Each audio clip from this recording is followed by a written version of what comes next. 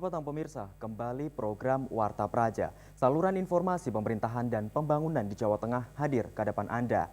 Kami akan menghadirkan beragam informasi kegiatan pemerintahan, pembangunan, dan persoalan dari berbagai kabupaten kota di Jawa Tengah. Bersama saya, Alex Saputra, berikut Warta Praja selengkapnya.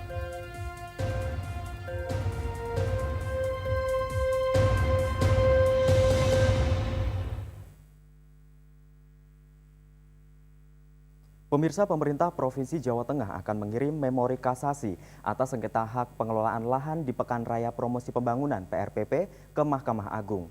Saat ini memori kasasi tersebut telah selesai disusun oleh Jaksa Pengacara Negara (JPN).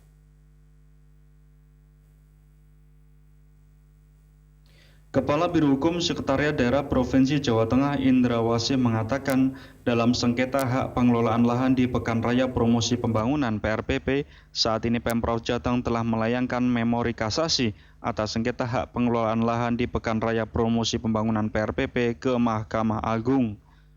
Dalam memori tersebut, selain baru selesai disusun oleh Jaksa Pengacara Negara (JPN), juga terdapat sejumlah poin utama, diantaranya adanya kewenangan yang dilampaui oleh Majelis Hakim di tingkat pertama dan di tingkat banding pada proses sidang sengketa pengelolaan lahan PRPP. Diartikan berarti ada yang tidak fair, ya terserah yang mengartikan, terserah yang mengartikan. Saya bilang seperti itu, dari substansinya disusun itu sudah tarik gitu. Ada beberapa hal yang tidak masukkan dalam pertimbangan hukum. Perkara yang diperiksa di pengadilan tinggi, saya pikir yang tersebut, masa 2 bulan sudah diputus. Saya enggak juga tidak curiga, terserah yang mengartikan. Pihaknya optimis Mahkamah Agung akan mengabulkan upaya kasasi yang dilakukan Pemprov Jateng. Pasalnya secara substansi, dokumen yang dimiliki dan disusun Pemprov sudah lengkap, serta proses di persidangan pada tingkat selanjutnya dinilai akan berjalan dengan fair. Rajiv Saiful, Semarang TV.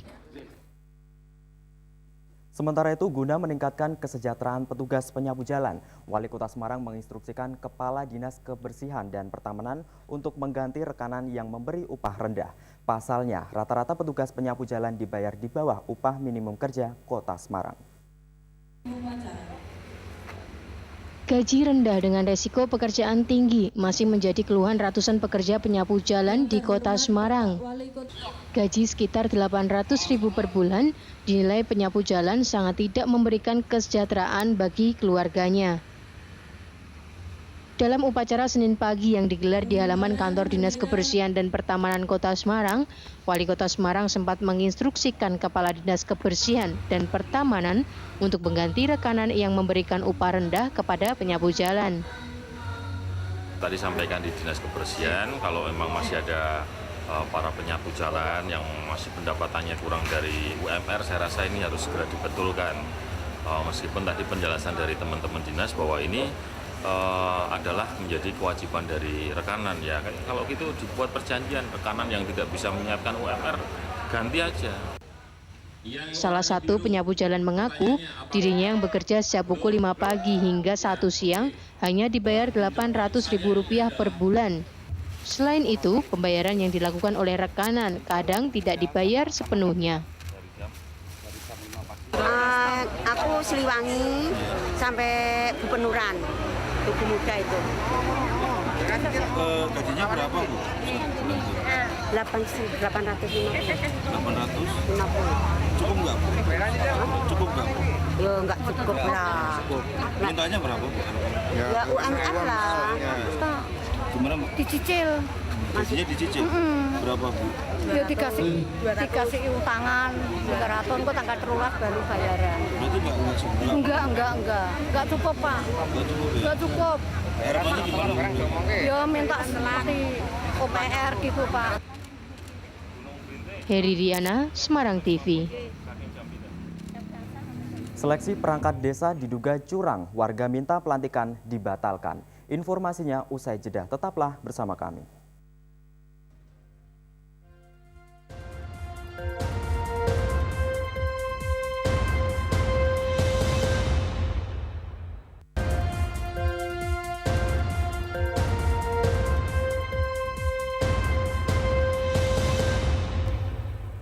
Terima kasih masih bersama kami dalam program Warta Praja. Puluhan warga dari 2 desa menggeruduk kantor Bupati Batang. Mereka meminta pelantikan perangkat desa dibatalkan. Pasalnya, mereka merasa dicurangi dalam seleksi perangkat desa. Bahkan ada juga yang diminta membayar uang pelicin hingga puluhan juta rupiah supaya diloloskan dalam seleksi tersebut. Dengan tampang geram, sejumlah warga dari 2 desa yakni Desa Depok dan Karanganom, Kecamatan Kandeman mendatangi kantor Bupati Batang. Namun para warga ini tidak bisa menemui Bupati Yoyo Rio Sudibyo yang sedang tidak berada di kantornya. Alhasil mereka pun akhirnya diterima Sekda Batang untuk menyampaikan surat protes serta permohonannya supaya pelantikan perangkat desa dibatalkan lantaran banyak ditemui kecurangan dalam proses seleksinya. Tidak hanya curang, para calon pun dimintai uang masing-masing sebesar 10 juta rupiah. Bahkan ada juga yang dijanjikan lolos menjadi sekdes jika membayar lebih dari 100 juta rupiah. Hal tersebut sungguh tidak sesuai dengan program Bupati Batang yang mendorong pelaksanaan Pilkades dan perangkatnya secara gratis. Salah seorang warga yang ikut seleksi tes tertulis pencalonan perangkat desa, Susiwianto, mengaku dirinya dijanjikan kepada Kades Depok bisa lolos dalam seleksi untuk menduduki posisi sebagai carik atau sekretaris desa Depok dengan syarat harus memberikan uang 10 juta rupiah. Ia juga menambahkan pihak keluarganya sampai terpaksa harus menjual sebidang tanah guna membayar kepada kepala desa Depok yang menjanjikan jabatan sekdes dengan membayar 100 juta rupiah. Namun dirinya menawar hanya mampu membayar uang 85 juta rupiah saja. Mengajukan penyalonan kemarin sekdes dan perangkat desa yang tidak ada keadilannya. Nah, itu sudah ngasih kepada Pak Lurah. Berapa? Ya banyak Pak, tapi yang terakhir yang sisa di sana itu 10 juta. Salon-salon semua dimintai semua Mas. Ada berapa calon itu Mas? Yang 13 semuanya. 13. Sementara itu, Nasihin, Sekda Kabupaten Batang, mengapresiasi warganya yang kritis dan bersedia melaporkan kasus ini. Terkait laporan ini, pihaknya akan segera menindaklanjutinya dengan berkoordinasi ke inspektorat serta instansi terkait. Sedangkan hasilnya diserahkan ke Bupati untuk dilanjutkan pelantikannya atau tidak. Ia menegaskan, jikalau masyarakat bisa membuktikan adanya kecurangan tersebut, pihak Pemda akan membatalkan pelantikan para perangkat desa. Akan dibaca data-datanya dulu, kemudian akan dilakukan klarifikasi ke lapangan, kemudian akan disimpulkan. Nah, kesimpulan itu nanti akan disampaikan Pak Bupati untuk memberikan arahan lebih lanjut. Tadi, kalau masyarakat bisa membuktikan itu, dan nanti hasil pemeriksaan inspektorat memang ada terbukti ya, tentunya rekrutmen itu bisa dibatalkan, harus diulang mestinya. Pujianto Purnomo, Semarang TV. Setelah melakukan mutasi terhadap pejabat eselon 2, Bupati Brebes kembali melakukan mutasi para pejabat eselon 3 dan 4 di lingkungan Pemkab Brebes. Tidak tanggung-tanggung, sedikitnya ada 69 pejabat yang dimutasi oleh Bupati.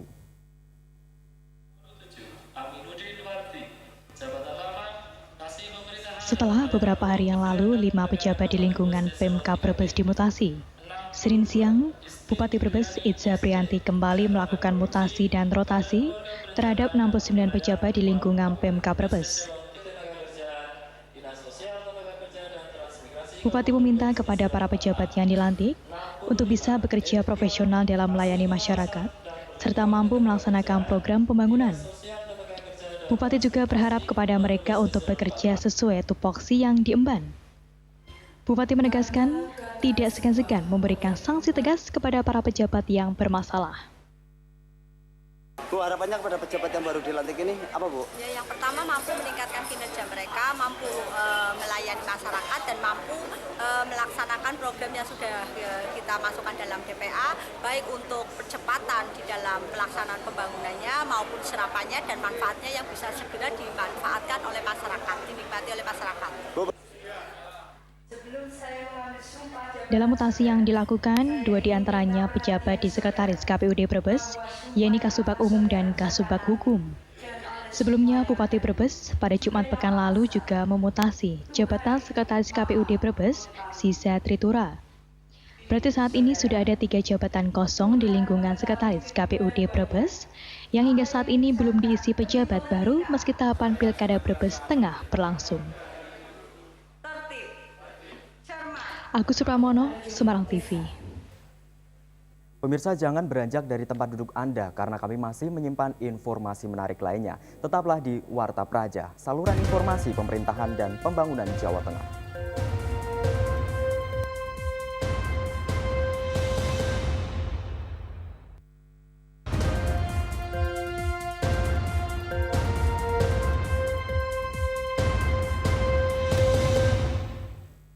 Terima kasih Anda masih menyaksikan Warta Praja.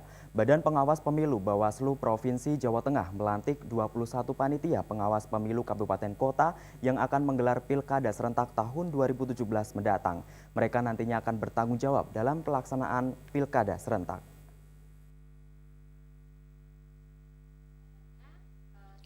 Anggota Bawaslu Provinsi Jawa Tengah, Johana, mengatakan saat ini ada 21 panitia pengawas pemilu Panwaslu Kabupaten Kota yang telah siap mengawal dan mengawasi pilkada serentak tahun 2017 nanti.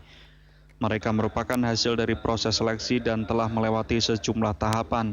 Mereka nantinya akan bertanggung jawab atas kelancaran pilkada serentak yang digelar di 7 daerah Provinsi Jawa Tengah, di antaranya Kota Salatiga, Kabupaten Banjarnegara, Batang, Jepara, Pati, Cilacap, dan Brebes.